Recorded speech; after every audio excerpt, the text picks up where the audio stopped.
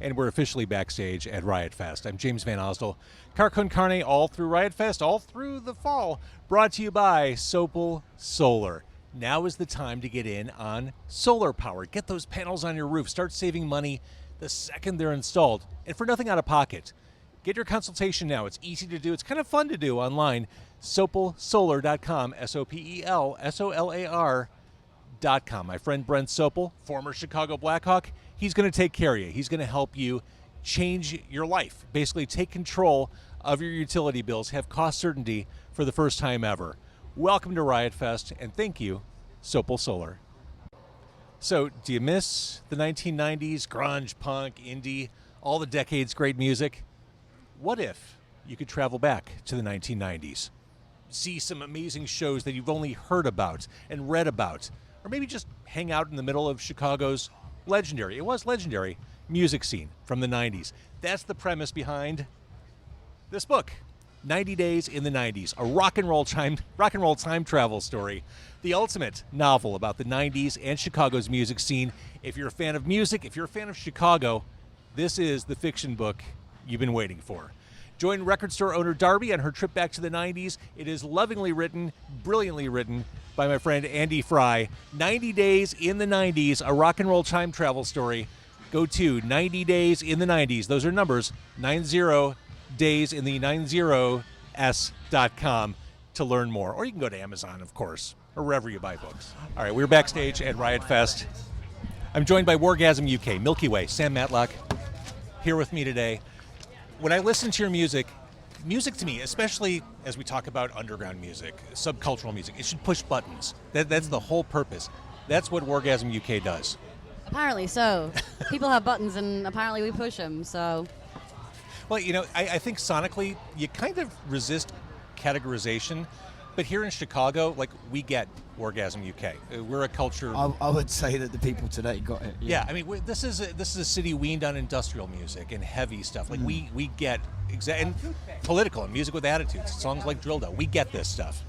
I think, I mean, the thing is, loads of people say to us that it can't be categorized, but to us, it's just a lot of 90s and noughties. Like, there's huge elements of the Prodigy, Atari Teenage Riot, as it came FDM. Yeah.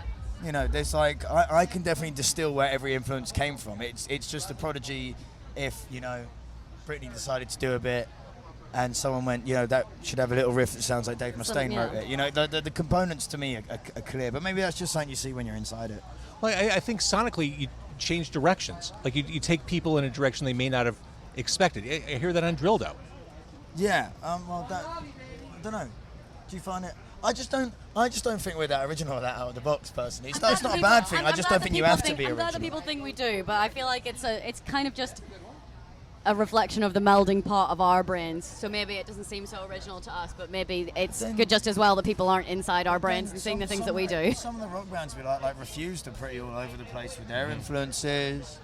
I think Nirvana, although, like, yeah, it's grunge, like, there's a fucking mountain of, like, different things between, like, you know, Floyd and In Bloom or something, you know what I mean?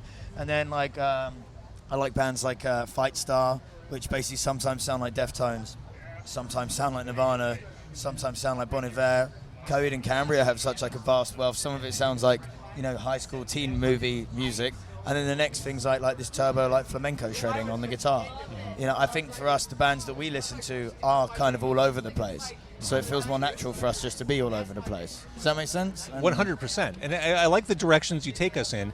Like on Superfiend, everything comes to a stop, and then you tear our heads off as we're listening to it. I like praying mantis. That's exactly what it is. That's why we done this like mixtape EP thing, because something like that it's not concise enough to go on the record on the debut album. But when we finished it, we were like, well, people have to hear that this. Has to be released and has to be played live, you know. Well, and you just mentioned Explicit, the mixtape just came out. I mean, as we're sitting here at Riot Fest, that is a brand new fresh release. I love that. Yeah, it was fun. That it was kind of like our. Do you know also another thing? Because we kind of technically we started in 2019. Is that it? Is that right? We launched in 2019. Yeah. But then we were kind of like a rock band. You know, it was like the Subways if the girl was allowed to sing, basically. And then the lockdown, the pandemic hit, and it kind of like forced us into this more electronic, experimental bubble, which is great. So I kind of think Wargasm started in that pandemic. in that pandemic for me. And it's just that a lot of the bands we like, they took so long developing, you know, and cutting their teeth on the live circuit, and we couldn't do that. So the reason we wanted to do like another little drop before we move on to the debut album is just to give ourselves that Bridge the time gap. to develop. You know, don't fucking rush it. You can't just like, you know, so many people these days are like, I've got written an album, got to get out, and you're like, why? It's like fucking irrelevant to like streaming like 6 weeks after it's out. Why don't you just hang out, have fun, and develop a bit? You know, no one starts a band to not write songs and not hang out. Exactly. Well, So they probably do actually, motherfuckers. So, all right, so what is the plan for that album? So I'd say it's about 3/4 done. It's nearly there. We're just really picky. Milkie said in loads of interviews like last year that it has to be better than or as good as Hybrid Theory. It's called Manifestation, okay? And she's kind of set this bar, and I mean, like I'm difficult. Like every 2 months after a song's done, like the demo's like done, and we're like, that's the song, it's done. It's as good as we can get it. 2 months after that, like I love it for that. Then I'm just like 2 months later, I'm like, fuck it, I hate it. So everything goes to the bin. So we kind of have to tread this careful line of it. There's filtering, then there's just binning. Also, we kind of don't stop touring for long enough to sit down for a prolonged amount of periods or a prolonged amount of time to sit and write a lot of songs at a time. You know, like people usually do like a month in the studio. We only get to do a week at a time because of our touring schedule, basically. So it's taking longer than maybe people are ready for or people are used to, but we're getting there. It's nearly done, and it's going to be worth the wait. Yeah, there's some shit like with the labels, like you need to get like feature artists. What about feature artists these days? And we were like, well, I don't really want to do that. But It sounds like such a record company thing Yeah, to say. fuck 'em. TikTok and feature artists. She's like, can you fuck off? We're doing it right on our own.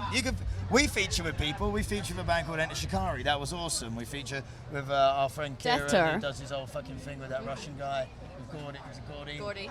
Bassface, which is great. They just do really good, like really hard electronic rock. We did our feature with Death Tour. Death Tour. It's like LA punk. Those guys are really, really Death good. Blooms. Death Blooms. Lots of That's deaths. Chaos Metal. Scottish Yeah, metal. but we've wait for the record because we've got the features. The it's just, feature. it's not the ones that they wanted. It's not the one that the label wanted, but it's Pretty one that the fucking people cool. need. You know, it's there's a lot of weird things since we started this. I've been in bands for all my life, but since started this one, there's this weird like Wargasm effect where shit happens and you're like, ah, that's How not the real. fuck did that happen? But it did. Post-orgasmic. Post-orgasmic, yeah. Exactly.